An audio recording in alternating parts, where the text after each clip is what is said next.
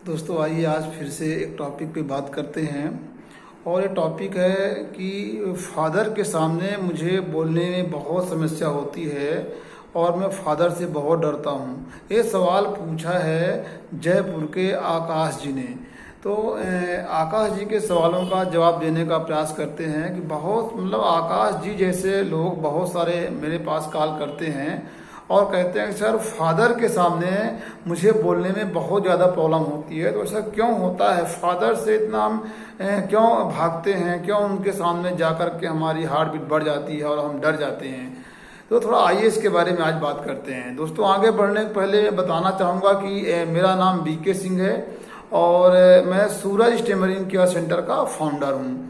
तो दोस्तों होता है कि जो लोग अपने फादर से या अपने किसी पेरेंट से बहुत ज़्यादा डरते हैं तो उसका मेन लॉजिक ये है कि बचपन में उनको बहुत टॉर्चर किया गया है। अध्ययन के लिए, स्कूल जाने के लिए या किसी और काम के लिए बहुत ज़्यादा उनको टॉर्चर किया गया है। जो उनके फादर थे उन्होंने बच्चे को बचपन में सही ढंग से लालन पालन नहीं किया और अपने आप को सुपियर रखे और बहुत टाइट रहे, है ना। बहुत डांटे, बहुत गाली गलौज किए, मार पीट किए। कई बार क्या होता है कि पापा मम्मी की ज़्यादा पड़ती नहीं है तो बच्चे के सामने ज़्यादा लड़ाई किए और मार पीट किए, मम्मी को गाली दिए। घर का जो माहौल है वो टेंशन फ्री रहा और टेंशन फ्री होने से आपके मन में पापा के प्रति फियर बैठ गया है, डर बैठ गया है।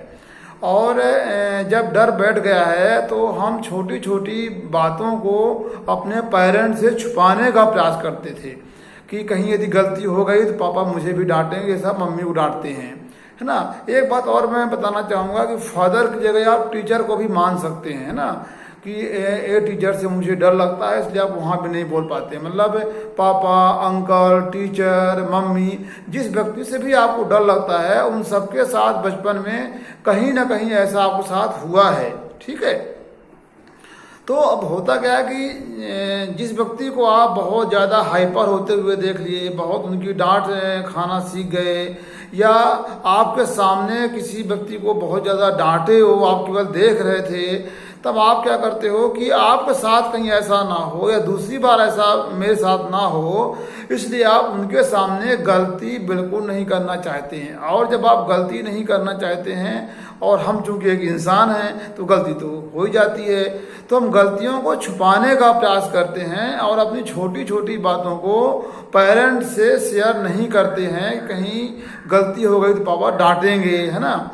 तो हमारे अंदर छुपाने की जो प्रोसेस है वो बहुत ज़्यादा होने लगती है। जैसे कि एक कॉपी लिया और कॉपी में कोई आपका फ्रेंड कोई पेज फाड़ दिया तो अब आप पापा के साथ इस घटना को शेयर नहीं करते हैं क्योंकि पापा जान जाएंगे कि कोई पेज फाड़ दिया है तो पापा मुझे ही डांटेंगे, है ना।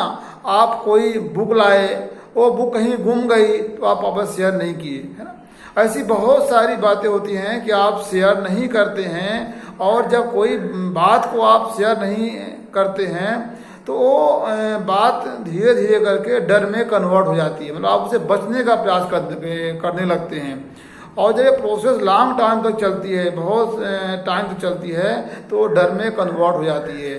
तो आपके साथ रियल में यही हुआ है क्योंकि जिस व्यक्ति से आप डरते हैं तो पहले तो वो आपके सामने स्ट्रिक्ट रहे, फिर आपने छुपाना शुरू किया, फिर आपने शेयरिंग करना छोड़ दिया, शेयरिंग करना कम कर दिए हैं। तो आइए अब बात करते हैं इसके सलूशन के लिए। तो दोस्तों यदि आप पापा के सामने बहुत ज़्यादा हकलाते हैं, जब आप पापा के सामने जाते हैं तो आपकी सिट्टी पिट्टी गोल हो जाती है, तो सबसे पहले पापा के सामने या पापा से अपनी छोटी छोटी बातों को शेयर करना सीखिए। छोटी छोटी बातों को शेयर करना सीखिए। हम गलती ये ज़्यादातर कर लेते हैं कि केवल अच्छा बोलना चाहते हैं। हम सोचते हैं कि पापा के सामने जाएं और हकलाएं बिल्कुल नहीं, है ना। तो जब हकलाएं बिल्कुल नहीं, ये संभव नहीं है।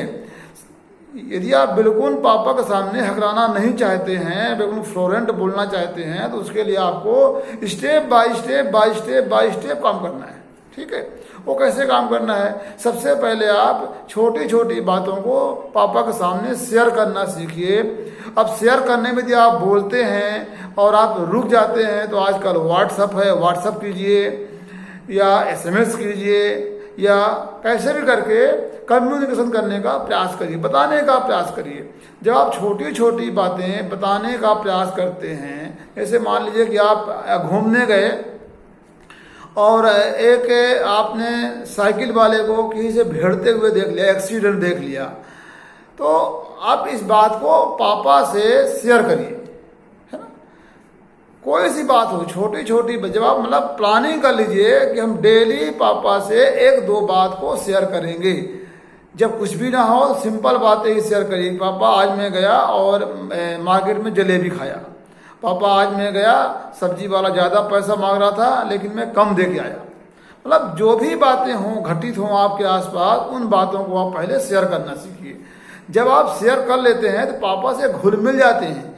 मतलब जिस व्यक्ति से आप डरते हैं, यदि आप छोटी छोटी बातें शेयर करना सीख जाते हैं तो आप उनसे घुल मिल जाते हैं।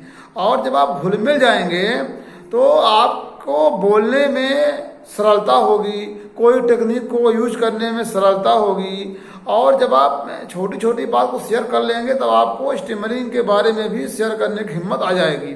अभी क्या हो रहा है कि आपके साथ स्टिमरिंग के बारे में बात करने में, अपने दर्द को बताने में हिम्मत ही नहीं आ रही है। आप हमें बार बार फ़ोन करते हैं, सर मैं हगलाता हूँ, लेकिन अपने पापा से आज तक आप नहीं बताए हैं, या बहुत कम लोग जो बताए हैं, ठीक है। तो सबसे पहले आप शेयरिंग करना सीखिए पापा के सामने, छोटी छोटी बातों को। इसके बाद में स्टिमरिंग को भी शेयर करिए। और जब स्टिमरिंग को शेयर कर लेंगे तो फिर आपको उनके सामने टेक्निक का यूज करके बोलना, थोड़ा स्लो स्पीड में बोलना या बाउंस करके बोलना। आप बहुत सारी टेक्निक ऑलरेडी यूट्यूब से सीखते रहते हैं। तो कोई टेक्निक का यूज करके जब आप बात करना शुरू कर देंगे तो फिर आपको बोलने में अच्छा लगेगा और पापा से दोस्ती भी होगी। और चूंकि पापा तो पापा हैं, वो भले बचपन में आपको बहुत डांटे, लेकिन आज उनका दिल बहुत ही अच्छा है आपके लिए। तो मुझे लगता है कि ये वीडियो से आपको लाभ होगा। बहुत बहुत धन्यवाद आप सबका।